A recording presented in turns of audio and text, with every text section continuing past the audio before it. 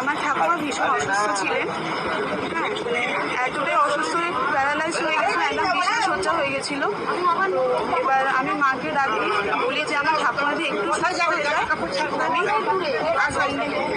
আমি নন্দী কেটে মায়ের কাছে পুজো দেবো। এটাই মানা করেছি। হ্যাঁ, বাবা সকালে পুজো দিয়ে গেছে। আমি এখন ঠাকুমা সুস্থ? হ্যাঁ, মোটামুটি একটু বসতে পারছি, করতে পারছি। জয় মা মনসা দেবী।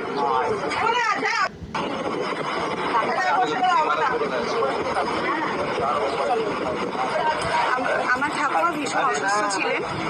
হ্যাঁ, মানে এতটাই অসুস্থ হয়ে প্যারালাইজ হয়ে গেছিল, একদম বিছানা সজ্জা হয়ে গেছিল।